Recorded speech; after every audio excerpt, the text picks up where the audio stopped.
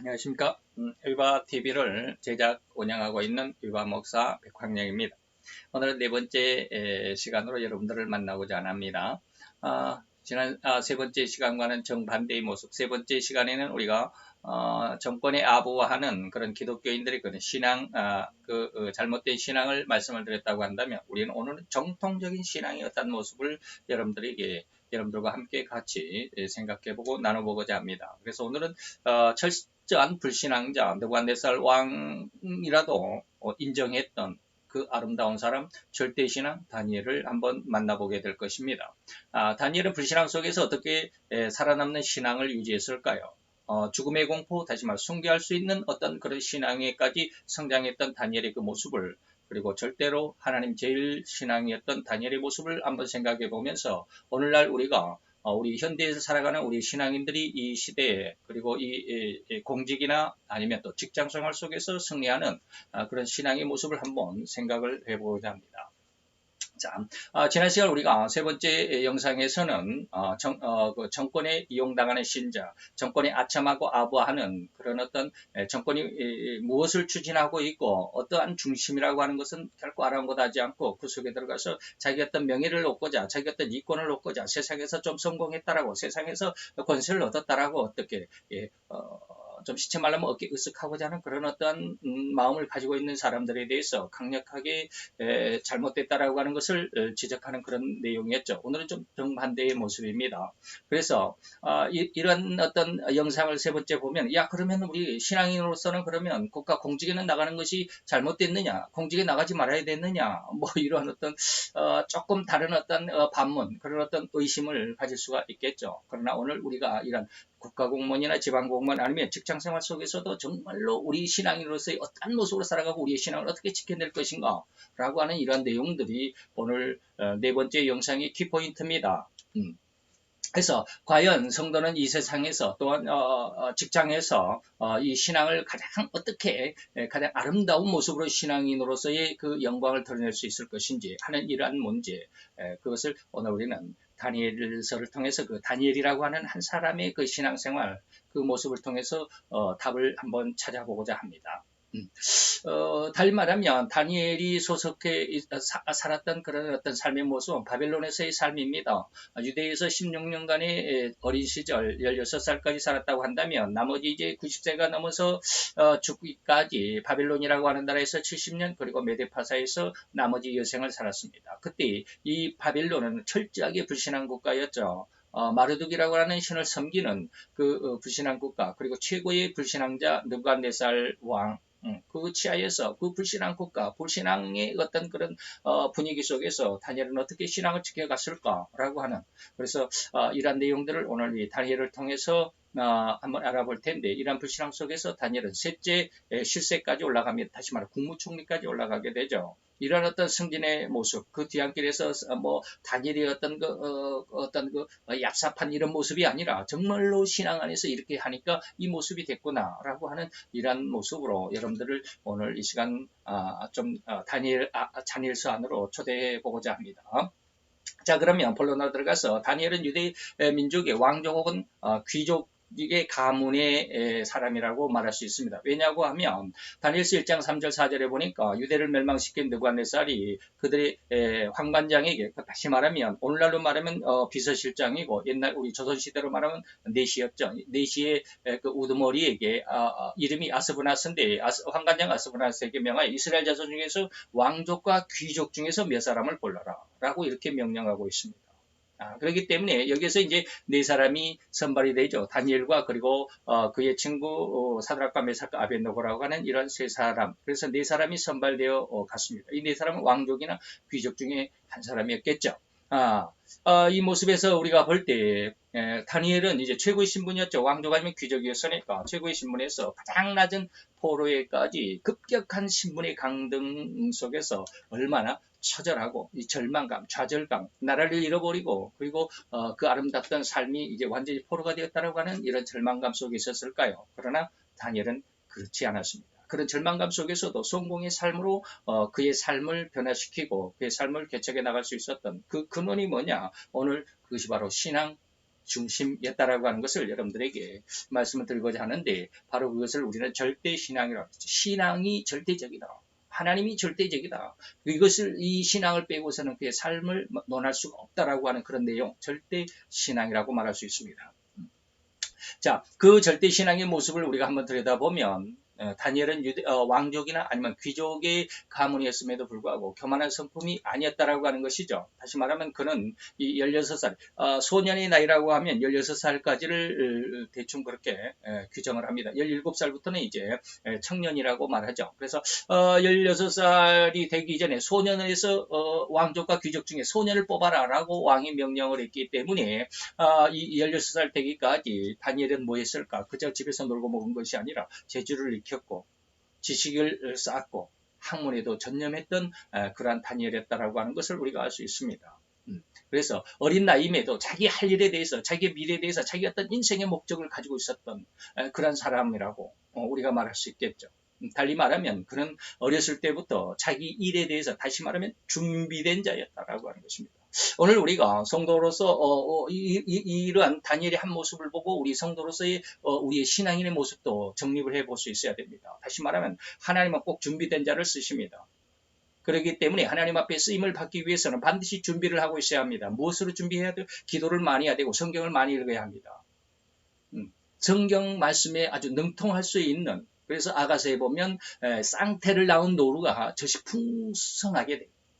그리고 마태복음에 보면 곡간을 충분히 풍성하게 채울 수 있고, 그래서 주인이 원하는 대로 묵은 것과 새 것을 갖다가 내놓을 수 있고 요리를 해놓을 수 있을 정도의 어떤 충분한 그런 여력을 갖출 수 있는, 그래야 쓰임을 받을 수 있다고 하는 것이죠. 성도는 기도와 말씀 속에서 하나님의 말씀을 풍성하게 채워놓을 수 있는 곡간을 자기 영혼 속에 만들어 놓을 수 있어야 한다고 말하겠습니다. 그래서 하나님은 반드시 훈련을 하죠. 모든 성도들을 훈련을 하십니다. 어떻게 기도할 수 있는 느낌, 기도할 수 있는 어떤 그런 시간들을 여러분들에게 제공을 하게 될 것입니다. 이때 이 성령의 느낌, 성령의 감동을 소멸하지 말아야 됩니다. 기도하고 싶을 때 반드시 기도해야 되고요. 성경을 읽고 싶다라는 어떤 느낌이나 감동이 있을 때 성경을 많이 읽으셔야 됩니다.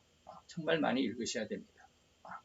이런 훈련, 성령 하나님의 인도 속에서 여러분들이 기도로, 성경으로 준비되어야만 합니다. 자, 그러면 이런 어떤 기본 베이스를 깔고 우리가 다니엘의 믿음 4가지를 한번 생각을 해볼 텐데, 첫째는 이 믿음, 첫 번째 믿음에서 여러분들에게 6가지를 여러분들에게 말씀을 드리게 될 것입니다. 그것은 뭐냐면 그 중에 믿음의 첫 번째에서 앞에 3개, 2개, 전반 3개, 후반 3개 이렇게 나누게 될 텐데, 첫 번째는 뭐냐면 다니엘이 뜻을 정했다라고 하는 것입니다. 어떻게 뜻을 정합니까? 자기를 더럽히지 않기 위해서. 자기를 더럽히지 않기 위해서. 다시 말하면 내가 하나님의 말씀으로 살아가는 하나님의 성도인데 이 신앙이 건너가지 않도록, 신앙을 벗어나지 않도록 하기 위해서, 이것을 신앙을 벗어나는 것을 다니엘은 지금 자기를 더럽힌다고 생각하고 있거든요. 자, 이게 무슨 뜻일까요? 다시 말하면 한번 봅시다. 다니엘의 뜻을 정하여 왕의 진미와 왕이 마시는 포도주로 자기를 더럽힐 수 있다라고 하는 그런 생각을 했습니다. 자, 이게 무슨 뜻일까요? 여기에 우리가 3가지를 한번 살펴보겠습니다. 첫째, 그는 이 절대신앙의 어떤 의미 속에서 세상의 법칙과 하나님의 법칙이 충돌할 때, 이게 위배가 될 때, 하나님의 법칙과 세상의 법칙이 충돌할 때 어떠한 모습으로 저는 지금 대응하고 있느냐라고 하는 것입니다. 다니엘은 이때 하나님의 법칙을 우선으로 했습니다. 달리 말하면 지금 우리가 다니엘서를 다 읽어드리지는 않았지만, 그리고 강의의 시간은 아니지만 어떠한 상황이냐면, 지금 다니엘은 어떠한 상황이 있었느냐면 이 왕의 진미와 포도주를 먹느냐라고 하는 이 문제와, 그리고 채식을 먹는 이 문제, 그리고 또 다음에 또 다른 어떤 부분에서는 창시계명을 하는 그런 어떤 문제도 있습니다. 그래서 다니엘의 세 친구는 하나냐, 미사엘, 아사랴라고 하는 이름, 그 유대 이름이었지만 사드락과 메삭과 아벳노고라고 하는 이름으로 바뀌었잖아요. 다니엘도 벨드사살이라고 하는 이름으로 바벨론식으로 창시계명이 됐잖아요. 그런데 거기에 대해서는 절대 반감을 가지지 않았습니다. 그러나 왕이 먹는 진미와 포도주를 먹으라고 했을 때는 그것을 거부를 했습니다. 이게 무슨 말일까요? 이것을 우리가 오늘 세상 이런 상황 속에서 우리가 다니엘의 신앙을 볼 수 있어야 합니다. 다시 말하면 이제 두 번째로 다니엘이 정한 뜻은 뭐냐면 왕의 진미와 포도주는 우상의 제물이었다라고 하는 것을 다니엘은 알고 있었습니다. 우상의 나라에서는요, 사람들이 먹는 음식, 비록 왕이 먹는 음식이라 할지라도 반드시 우상 앞에 먼저 제사를 드리고 난 다음 물려낸 음식을 먹습니다. 그래서 왕의 진미, 전부 다 우상 앞에 먼저 제사를 드린 우상 제물이었습니다. 포도주 역시 마찬가지입니다. 가장 먼저 떠서 우상 앞에 마르독 신에게 제사를 지내고 난 그런 이후에 왕이든지 어떤 신하 모든 백성들도 먹게 되잖아요. 이라는 것이 우상의 제물이었기 때문에 이 우상의 제물을 먹는 것은 하나님의 법에 위배가 되잖아요. 우상을 섬기는 것이 되잖아요. 그렇기 때문에 이것은 하나님의 법에 위배가 된다라고 하는 것입니다. 그러나 창시개명하는 것, 다니엘이라고 하는 유대 이름이 벨드사살이라고 하는 바벨론 이름으로 창세기 개명이 되는 것, 이거는 전혀 진리와는 상관이 없습니다. 일반적인 것입니다.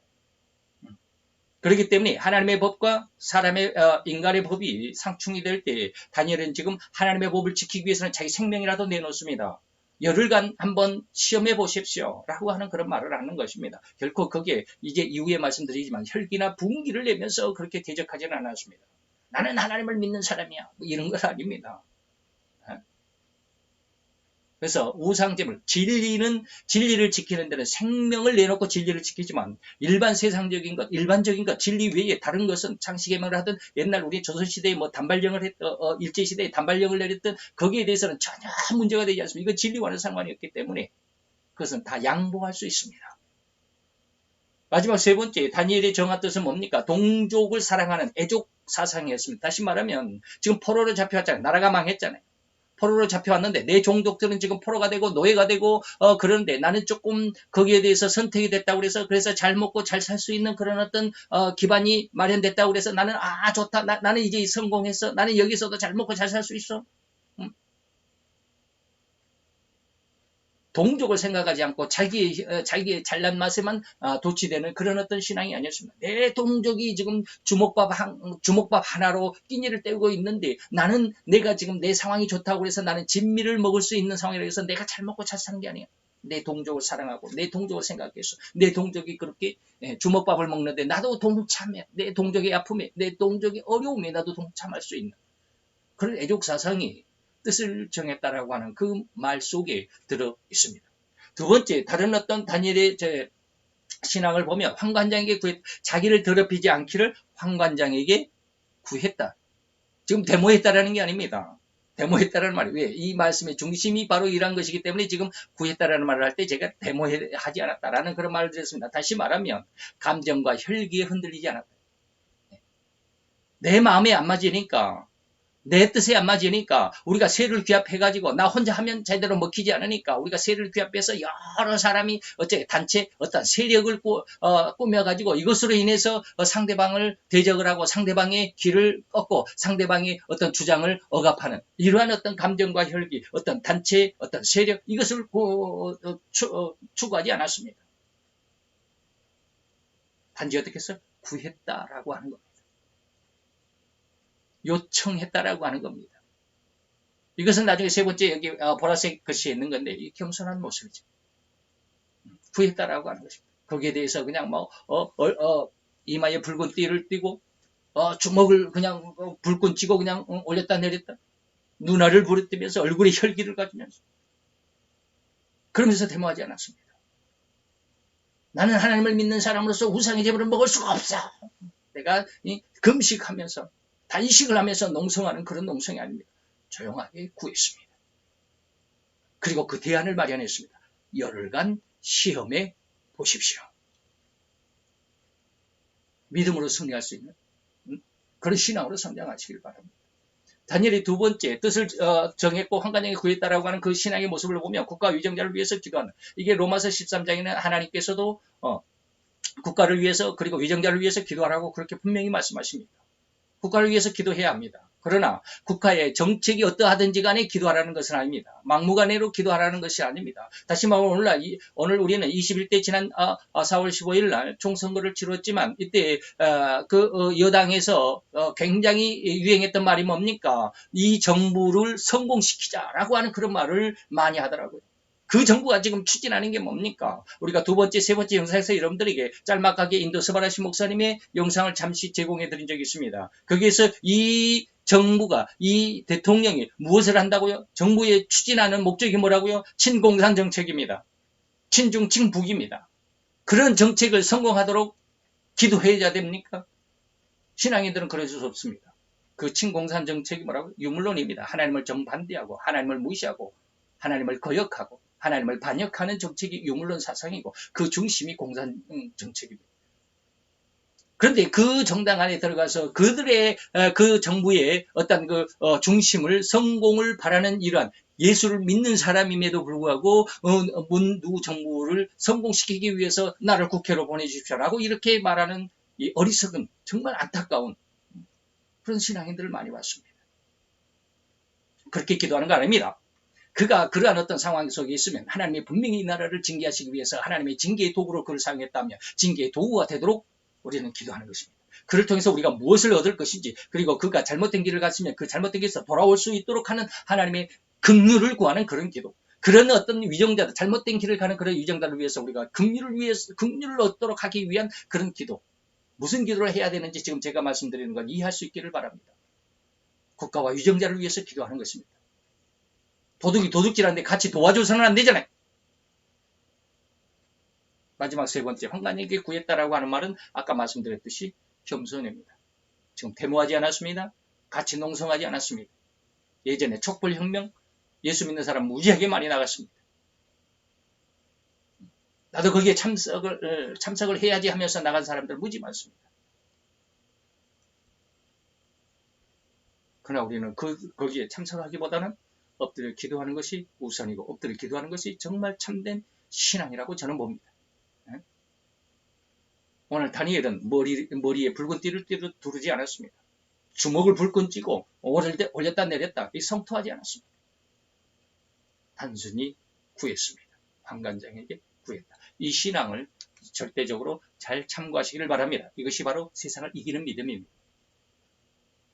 농성하고 데모하고 성토해서 얻어낸 그런 어떤 권력이 아니라 환관장에게 구해서 이겨냈잖아요. 그 나중에 여러분들이 다 오늘 1장을 말씀드리지 않았지만 하나님께서 이러한 다니엘의 모습을 보고 그에게 뭐 했어요? 지혜를 10배나 다른 어떠한 바벨론 국가의 그 소년들보다 10배나 더한 지혜를 주셨더라. 그리고 거기다가 다니엘은 뭐 했더라? 몽조를 깨닫는 은혜까지 보너스로 주셨더라. 이게 세상을 이기는 믿음이잖아요. 둘째 한번 가봅시다. 다니엘의 믿음의 둘째는 절대 신앙이 현실 속에 어떻게 적용할 수 있는가입니다. 이건 다니엘서 2장인데요. 2장에서 느부갓네살이 꿈을 꾸고 잃어버렸습니다. 너무 무서운 꿈이었다.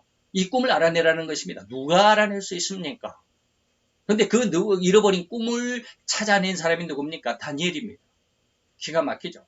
그래서 다니엘서 2장에 이렇게 이야기합니다. 먼저 이 꿈을 알아내기 위해서 친구들에게 합심 기도를 요구합니다. 2장 18절에 이 은밀한 것을 아시는 분은 오직 하나님뿐 아니시냐. 하나님이 하시는 것이 아니시냐. 그렇기 때문에 하나님 앞에 기도가 하나님 앞에 알려달라고 기도를 하면 하나님께서 알려주실 거야. 라고 하는 것입니다. 그래서 나 혼자 기도하는 것보다도 내 친구들과 함께 하나님을 믿는 믿음을 가진 내 친구들과 함께 기도하면 알려주실 거예요. 그래서 2장 18절에 이 은밀한 데에서 우리에게 좀 알려달라고 우리 함께 기도하자 이것입니다. 그리고 나서 그들은 당대 이제 그 기도의 응답을 받은 다니엘이 드디어 이제 느부갓네살 왕 앞에 가잖아요. 당대 최고의 강대국입니다. 바벨론. 그 중에서도 최고의 왕입니다. 느부갓네살 왕. 그 앞에 갔을 때 우리는 어떻습니까? 대통령 앞에만 가더라도 황송할 따름이죠. 그러나 다니엘은 그렇게 기죽지 않았습니다. 꼬리를 내리지 않았습니다. 당당하게 그는 뭘 했습니까? 오로지 내 모습이 아니라 내 어떤 모습이 상대방은 왕이고 나는 어떤 이게 황관이 아니라 이게 황관의 무엇이다? 후보생이잖아요. 후보생이 그런 입장에서 아주 고개도 못 드는 그런 어떤 상황이 아니라 하나님을 믿고 가는 겁니다. 하나님의 영광을 고백하는 그런 신앙이었습니다. 봅시다. 다니엘서 2장 27절에 30절로 보면 28절에 보니까 하나님이 은밀한 것은 하나님만이 아실 수 있습니다. 박사나 27절에 박사나 술객이나 박수나 점장이가 알아낼 수 있는 게 아닙니다. 인간이 알아낼 수 있는 게 아니야. 오직 하나님만이 알아낼 수 있는데 하나님이 나에게 이 왕의 꿈을 알려주셨고 이 꿈은 이렇게 진행이 될 것이라고 하는 그런 내용을 가지고 있습니다라고 해석을 해드렸습니다. 마지막 30절의 후반절에 보니까 이렇게 하신 것은 다시 말하면 왕이 이 꿈을 기억을 했다 할지라도 꿈을 꾸고 기억을 했다 할지라도 왕은 해석을 못합니다. 그런 뜻이에요. 그 내용을 보면. 그럼 왕이 지금 이것이 무슨 꿈이고 무엇을 의미하는지 해석이 안 되면 아무런 의미가 없잖아요. 그래서 왕이 꿈을 꾸고도 잃어버리도록 하나님께서 그렇게 역사를 하셨고, 그렇게 주관을 하셨고, 그리고 나서 그것을 다니엘을 통해서 하나님이 알려주시고, 그것을 나로 하여금 왕에게 해석하도록 했습니다. 다시 봅니다. 거기서 마지막 30절 후반부에 보면 오직 그 해석을 왕에게 알려주도록 했습니다. 그리고 그 꿈이 이렇게 세상에 역사가 이루어질 것이라고 하는 하나님의 주관하심과 하나님의 세상을 섭리하심을 알도록 하기 위해서 왕에게 해석해 달라고 하나님이 내게 알려주셨습니다. 하나님 절대 주권을 이야기하잖아요. 우리가 직장에서 우리가 공직자로서 살아갈 때 정말로 우리가 그 상사에게 그러한 어떤 그 하나님의 영광을 드러낼 수 있는 그런 어떤 믿음을 가지고 있는 사람들이 거의 얼마나 될까요? 공직자들 속에서도 그 신위에 나오라고 그러면 내가 이번에 왔기 때문에 이제 주변에 좀 알아보고요. 주변에 어떤 이게 업무를 좀 먼저 파악해야 되잖아요. 근데 나중에 갈게요. 우리 오늘 다니엘의 신앙을 다시 한번 잘 본받아야 할 줄로 압니다. 그래서 다니엘은 어떻습니까? 세상 정치권세, 세상의 부귀영화, 그리고 세상의 어떤 성공, 이러한 어떤 곳에 아부하는 그런 신앙이 아니었습니다. 오로지 하나님, 이 삶의 초점은 하나님만, 하나님이 나의 주관자가 되시고, 하나님이 나의 재판자가 되시고, 하나님이 나의 심판자가 되시고, 하나님이 나의 삶의 인도자가 된다라고 하는 것을 분명하게 알고 그 신앙 가운데 살아갔던 사람이 바로 다니엘입니다. 이것을 우리는 절대 신앙이라고 말합니다. 세 번째로 넘어가 봅시다. 세 번째는 이제 다니엘서 5장으로 넘어가는데, 다니엘서 5장은 벨사살 왕이 나옵니다. 느부갓네살 왕은 이제 정복 전쟁을 하기 위해서 아주 변방으로 정복 전쟁 중에 있습니다. 그럴 때 수도가 비어 있잖아요. 그 수도에서 느부갓네살의 아들이 벨사살이 아버지 부왕을 대신해서 섭정하고 있었습니다. 이때 이제 오늘 다니엘서 5장은 바벨론이 망하는 날인데, 그 벨사살이 하나님의 전에서 느부갓네살, 다시 말하면 부왕이 유대를 점령하고 나서 성전에서 획득해온 이런 모든 성전 기물들을 가지고 술잔치를 벌였잖아요. 술잔치, 하나님의 거룩한 성전 기물을 가지고 술잔치를 벌였다.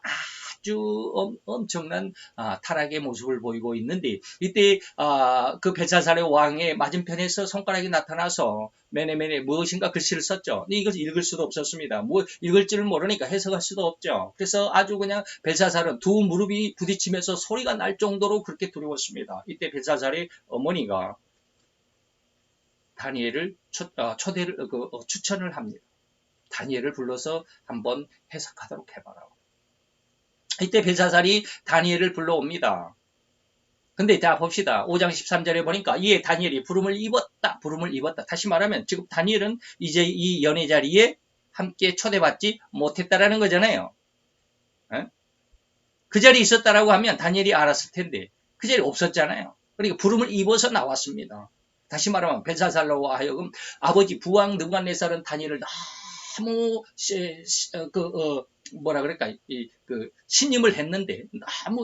신임을 했는데 그 아들 벨사살은 자기 아버지의 최고의 신하인 다니엘을 완전히 배제시켰습니다. 그래서 완전히 배제된, 그래서 젊은 왕으로부터 이제 철저히 무시받는 그런 상황이었지만 다니엘은 결코 여기에 절망하지 않았습니다.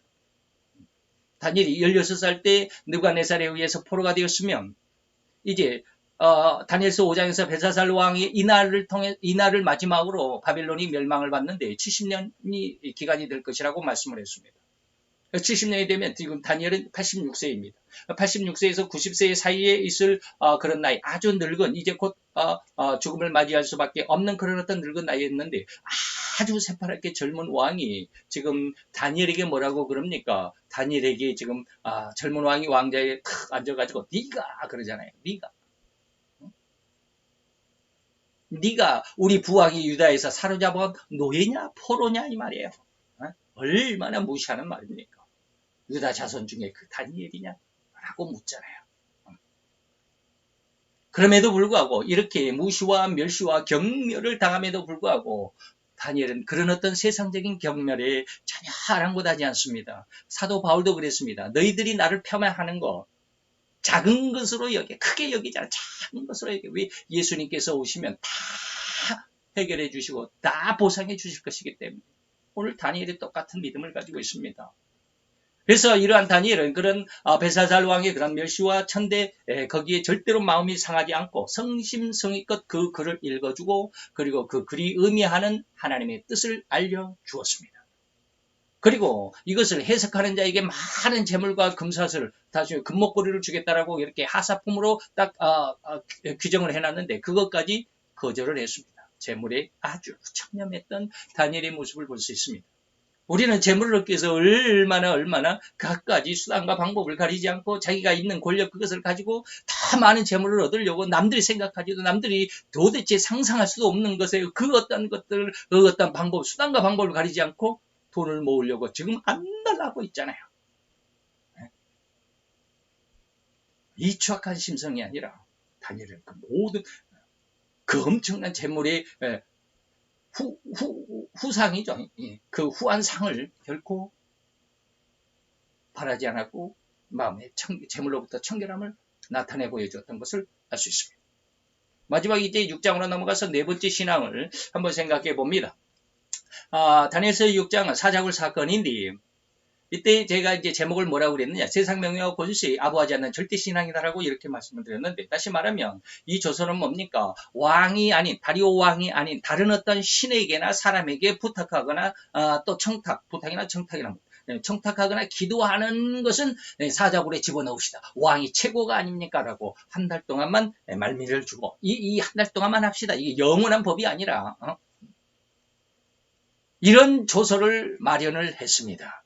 그리고 이 조서가 다니엘의 집 문 앞에도 턱하니 방이 붙어 있었습니다. 다니엘이 이 조서에 어인이 찍힌 것을 알았습니다. 다시 말하면 다니엘은 지금 이 조서에 어인이 찍힌 것을 알고 그럼에도 불구하고 6장 10절에 가보니까 전에 행하던 대로 하루에 3번씩 하나님을, 다시 말하면 바벨론의 수상궁에서 다니엘의 집의 이름이 수상궁인데 수상궁에서 하루에 3번씩 예루살렘 성전을 향해서 북창문을 열고 거기 하나님 앞에 기도했습니다. 이게 역대하 7장이거든요. 솔로몬이 성전을 짓고 나서 하나님 앞에 약속했습니다. 이곳에 기도하거든 하나님께서 하늘에서 들으시고 하나님의 눈이, 그리고 하나님의 귀가, 하나님의 마음이, 그리고 하나님의 약속이 있는 이것을 위해서 기도하면 하나님 다 들어주세요. 이게 역대하 7장에 있습니다. 이것을 기억하고 있었던 다니엘은 그렇게 하루도 빠지지 않고 70년 동안 하나님을 향해서 기도했던 그대로 전에 행하던 대로 하루 3번씩 무릎을 꿇고 기도하며 뭐 했다? 하나님께 감사했다. 예수님도 마지막 최후의 만찬을 하시고 감람산에 갈 때 뭐 하면서 감람산에 갔다고 여러분들 기억하십니까? 찬미하며 가더라라고 기록이 되어 있습니다. 죽음을 향하여 가는데 예수님이 찬미하면서 가더라라고 기록하고 있습니다. 다니엘도 오늘 자기가 사자굴 속에 집어 들어가서 지금 자기의 목숨이 경각에 위태하는 죽음의 경각에 달려있는 그 상황 속에 하나님 앞에 감사했다.